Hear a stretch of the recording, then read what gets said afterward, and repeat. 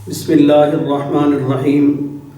क्या जन्नात जानवरों की शक्ल में आ सकते हैं? ये सवाल हमें अब्दुल वहाब साहब ने अमेरिका से भेजा है।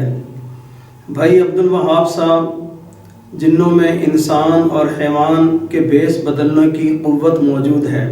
वो सांप, बिच्छू, ऊँट, गाय, बकरी, घोड़े, खच्चर, गधे और परिंदों की शक्ल अख्तियार कर लेते हैं।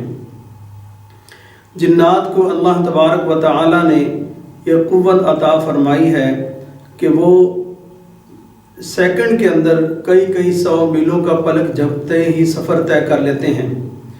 तो ये अल्लाह तबारक व तआला से ने उनको क़ुव्वत अता फरमाई है। और जिन्नात ये भी हैं कि जब किसी पर जादू होता है तो जिन्नात सर से एंटर हो जाते हैं और उनकी रगों में खून की तरह दौड़ते हैं।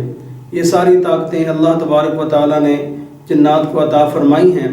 लेकिन एक बात याद रखें भाई अब्दुल वहाब साहब, जिन्नात को जो भी ताकत है लेकिन फिर भी इंसान अशरफुल मखलूक़ात है।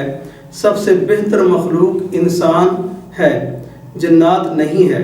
लेकिन जिन्नात की जो शरारतें हैं, जो हक़ तलफ़ी करते हैं, लोगों को डराते हैं, अज़ियतें पहुँचाते हैं और जादू के ज़रिए जो शरारतें जिन्नात करते हैं, इसका जवाब उनको अल्लाह तबारक व तआला की अदालत में देना होगा। जिस तरह इंसान का हिसाब होता है इसी तरह जिन्नात का भी हिसाब होगा। इसलिए अल्लाह तबारक व तआला ने उनको ताकतें तो बहुत सारी दी हैं लेकिन इसका जवाब भी देना होगा। बहुत शुक्रिया अब्दुल वहाब साहब। अस्सलामु अलैकुम व रहमतुल्लाहि व बरकातहू।